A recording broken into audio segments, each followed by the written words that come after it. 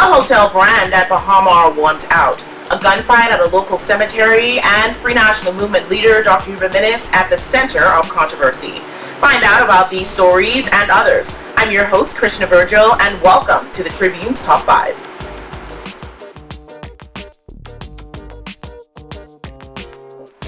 Independent MP Dr. Andre Rollins said he was lured into a political trap when he first accused Free National Movement leader Dr. Hubert Minnis of a conflict of interest in 2013. Dr. Rollins insisted on Monday that the conflict of interest against FNM leader Dr. Hubert Minnis was a distraction from government controversy. The now independent Fort Charlotte MP said in 2013, when he first accused Dr. Minnis of benefiting from a government contract while he was a cabinet minister, was a result of a political trap.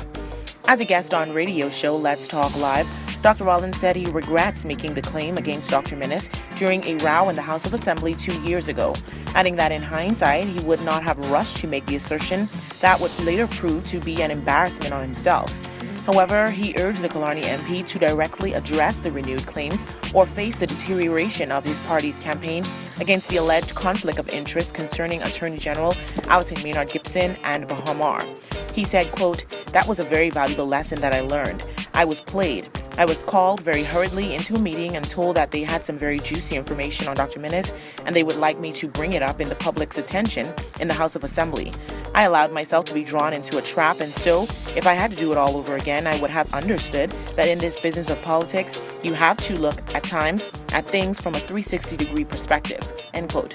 In 2013, Dr. Rollins accused Dr. Minnis of benefiting from a lease agreement valued at $15,000 a month with the Public Hospitals Authority while he was a Minister of Health under the former Ingram administration.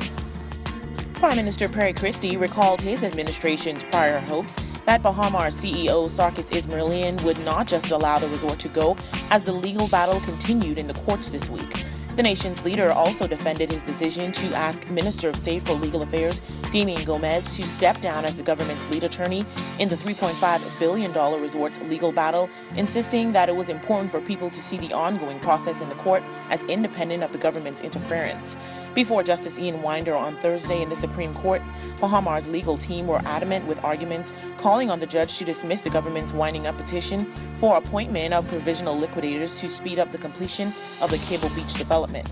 James Corbett and Maurice Clinton, both Queen's counsel, argued that Justice Winder was duty-bound to void the proceedings, having been notified on Wednesday that the government filed a petition of allegedly in breach of Order 24-1 of the company's liquidation rules. Mr. Corbett was responding directly to the government's attorney, Peter Knox QC, who told the judge on Wednesday that 7 new petitions had been filed against Bahamar in addition to the original one if the judge accepted Bahamar's position that the Attorney General's initial petition was invalid. A 32-year-old most wanted suspect was shot and killed by police following a gun battle at the Spikenard Cemetery. The suspect was shot in a cemetery early Wednesday morning, not long after he impersonated a police sergeant, committed a string of armed robberies, and led police on a high-speed chase in the Kamika Road area, police said. 4 suspects have been fatally shot by police since last Friday. Assistant Commissioner of Police Stephen Dean said police were hunting the Haitian-Bahamian suspect, who has been identified as 32-year-old Ronnie Jean for several months in connection with a number of armed robberies. Police have confirmed that Jean was connected to 29 armed robberies. Mr. Dean said one of Jean's latest victims was a sergeant on the Royal Bahamas Police Force. According to ACP Dean, the suspect held the officer at gunpoint and robbed him of his official police uniform last week. ACP Dean said the suspect was wearing the uniform when he robbed 3 people in 3 separate incidents Wednesday morning before leading police on a high-speed chase that ended in Spikenard Cemetery off Cowpen Road. ACP Dean said police recovered a handgun from the scene, which investigators believe the suspect was carrying. Jean died in hospital shortly after the incident. PLP Chairman Bradley Roberts has released documents which reportedly show that Free National Movement leader Dr. Hubert Minnis did not declare his government contract when he registered as a candidate for the 2007 general election. However, in response to the claims, Dr. Minnis explained that such a disclosure was not necessary for the candidate nomination because in this instance, his company, Lechez Investments, which holds the controversial lease agreement with the Public Hospitals Authority, was a separate legal entity. The documents from the Killarney MP's nomination form were made public by Mr. Roberts days after he threatened to make good on his accusations that Dr. Minnis was guilty of conflict of interest and abuse of office while he was a cabinet minister. In the purported letter to Parliamentary Registrar Errol Bethel, Dr. Minnis certified that he did not have a contract with the government other than agreements for the supply of utilities from the government, which include electricity, telephone, and water. The letter was dated April 12, 2007, and the general election was in May 2007. The conflict of interest allegations against Dr. Minnis were first raised in 2013 by then PLP Fort Charlotte MP Dr. Andre Rollins in the House of Assembly.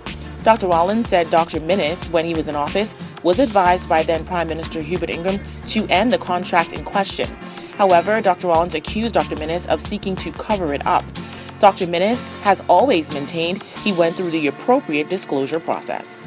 A hotel brand at the Bahama Resort on Wednesday filed legal documents to terminate its lease agreement with the Cable Beach development. Rosewood Hotel and Resorts International, a hotel brand at the Stall Bahama development, on Wednesday filed a motion in a Delaware bankruptcy court to terminate its license with the $3.5 billion West Bay Street project. In the filed documents, the Rosewood listed several reasons for its decision to pull out from Bahamar. It said, quote, Bahamar has extremely limited access funding to perform its obligation under the Rosewood Hotel Agreement, and in fact, it is not timely performing its obligation to Rosewood under the Rosewood Hotel Agreement, the 32-page motion read. It continued, since commencing their Chapter 11 cases, the debtor almost immediately defaulted on their DIP loan agreement, end quote. The motion was filed the same day the government began its case to wind up Bahamar in the Supreme Court on the grounds that it owes the state upwards of $59 million to various entities. In response to this new development, Robert Sandy Sands, Bahamar Senior Vice President of Government and External Affairs, said the motion is in direct response to the government's decision to oppose the Chapter 11 bankruptcy action, which was filed on June 29th in the U.S. Mr. Sands said in a statement, quote, under the U.S. Chapter 11 process, property of debtor estates is protected by automatic stay, and we will address this request for relief from the automatic stay with the bankruptcy court in due course. Unfortunately, as the motion itself makes clear, this action is a direct result of the efforts of the government of the Bahamas to both oppose the recognition of the Chapter 11 process in the Bahamas and pursue its current course of action, which has injected uncertainty and disruption and prevented Bahamar from moving forward in a productive manner to complete and open the resort. Want to get in on the discussion? Well, here's how you can. Just log on to our website at www.tribune242.com. Like us on Facebook, the Tribune News Network. Send us a tweet at Tribune242 or subscribe to our YouTube page, Tribune242.